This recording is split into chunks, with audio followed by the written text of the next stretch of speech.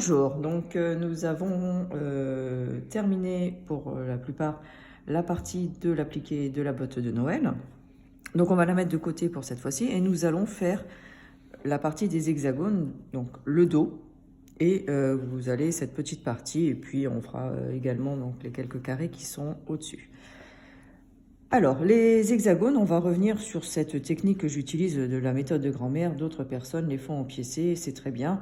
Mais j'aime l'aspect ludique de la méthode de grand-mère avec les hexagones en carton ou en plastique. Alors, je suis désolée, en effet, tous les hexagones que j'avais fait faire sont partis. Ils sont en phase d'être faits et très prochainement, ils arrivent. Il y aura d'autres surprises. Et puis, ben, comme me l'a fortement suggéré Nicole, il y aura une jolie pochette pour 2022. Alors, les hexagones, que ce soit en plastique ou en carton, je vous indiquerai également le site sur lequel je trouve les planches de carton.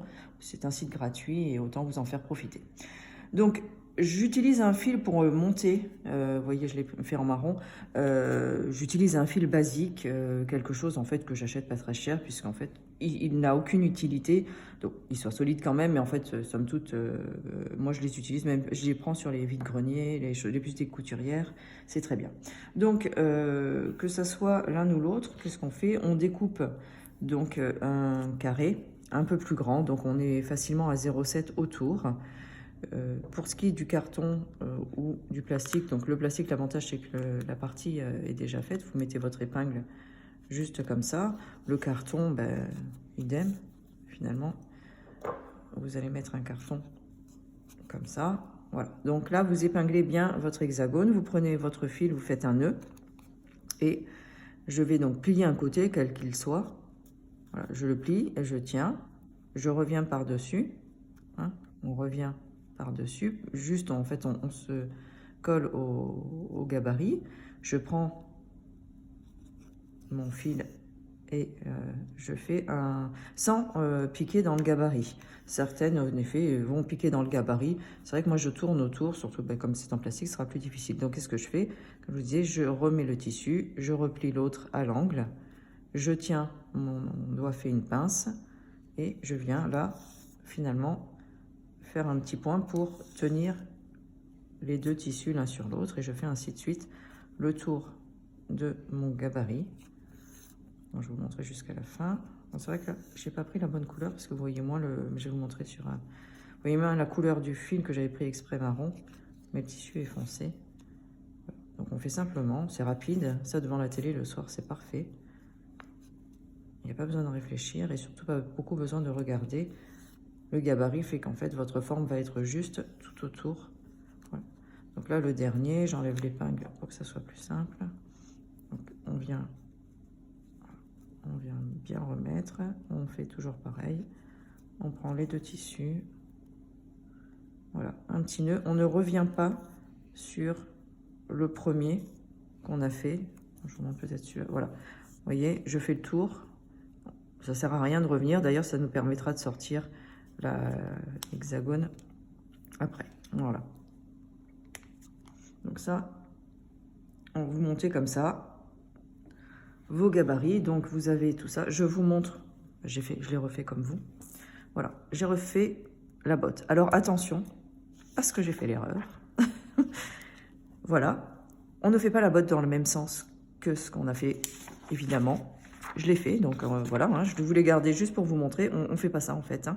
On pense à tourner sa botte puisqu'on fait l'autre côté, parce que là, ça ne le fera pas. Donc, vous voyez bien, j'ai monté. Je vous ferai une photo avec les numéros des hexagones pour que vous ayez tout. Donc, comme ça, vous aurez exactement le nombre. Les hexagones sont de 5 cm. Je vous indiquerai la planche du site sur lequel vous pouvez les trouver. Voilà, donc là, vous voyez, vous aurez de quoi faire votre botte en entier. Je vais vous marquer donc en photo sur le site, enfin sur Instagram et Facebook, que vous puissiez le voir. Et vous faites tous vos hexagones. Vous les montez dans le sens que vous, enfin dans l'ordre que vous voulez. Moi, j'ai travaillé sur 6 couleurs. Vous travaillez pour plus, pour moins, peu importe. En fait, voilà, c'est de répartir et d'avoir totalement votre botte. Pour la face avant, j'ai également fait donc quelques hexagones. Donc, il y en a 1, 2, 3, 4 entiers. Et en fait, j'ai utilisé le même que j'ai coupé.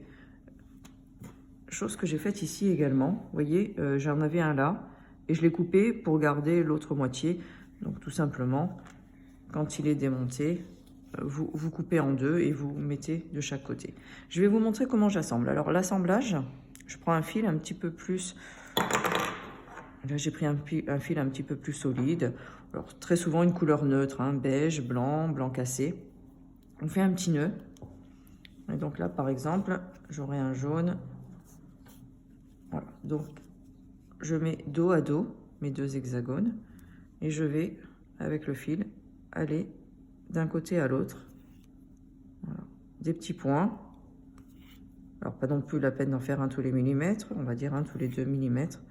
Et vous faites, donc sans toucher le plastique, vous sentez de toute façon, voilà, ou le carton, de manière similaire. Voilà, vous faites et vous allez comme ça d'un bout à l'autre. Donc quand est-ce qu'on enlève les gabarits? Les gabarits, on les enlève une fois que tous les hexagones autour sont déjà dans un gabarit. Je vais vous réexpliquer ça. Il y avait une vidéo qui avait été faite sur Instagram il y a quelques temps. Vous pouvez la consulter ou sur YouTube. Vous la trouverez également. Voilà, mais ça vous fait une petite piqûre de rappel. Voilà, donc là j'ai fait d'un point à un autre. Voilà. Donc on imagine qu'on a une fleur. En fait, par exemple, j'ai le rouge. J'ai mis autour de mon hexagone les différentes couleurs. Et une fois qu'en fait, cet hexagone aura été entouré de toutes les autres gabarits, on peut enlever celui-ci pour coudre les parties adjacentes, comme ça, et au fur et à mesure. C'est pour ça que je vais vous réexpliquer par numéro dans quel ordre travailler. Voilà, donc en fait, vous allez faire cette partie-là. Vous allez mettre différents hexagones, comme je vous l'ai indiqué, peu importe la couleur, c'est vous qui faites à votre goût. Là, je vais rajouter celui-ci en deux parties pour faire en fait voilà, ça. Vous voyez, ça va vous suffire. Et ensuite, pour la partie en haut, j'ai fait des rectangles de 3,5, donc sur la hauteur qui est indiquée, 3,5 sur 3,5. Faites 3,5, donc des carrés, c'est ça, de 3,5 sur 3,5. Vous les ajustez et vous les mettez comme vous voulez. Et vous les mettez également, vous allez les coudre donc à la première partie qu'on avait faite. Voilà, vous allez faire. Voilà, une fois que les deux parties sont faites, vous allez redécouper au format de la botte. Vous laissez 0,5 ou pas. Voilà, donc cette partie-là sera à faire également. Et pour ce qui est du quilting, alors moi j'ai mis entre les deux un morceau, alors sans le tissu intérieur, je vous rappellerai tout ça. J'ai pas quilté cette partie-là, j'ai juste entouré la petite pépette. Et en revanche, pour tout ce qui est hexagone, en effet, j'ai fait un quilting qui se voit. Je trouvais que c'était joli parce que les tissus sont simples. Mais j'ai mis un tissu intermédiaire, j'ai pas mis de molleton parce que sinon ça risquait de faire une épaisseur un peu trop importante, mais vous pouvez tout à fait mettre du molleton. En revanche, voilà, préparez vos deux pièces, pas le tissu intérieur puisqu'on la fera une botte intérieure qu'on glissera. Donc je vous récapitule tout ça sur Instagram et Facebook, le travail à faire. Là c'est plus ludique, c'est différent, hein, vous pouvez faire ça tranquillement. On fait attention à pas se tromper dans le sens de la botte, on est bien d'accord qu'on se met en sens inverse de la face qu'on a fait la dernière fois. Et puis on se retrouve la semaine prochaine pour terminer tout ça.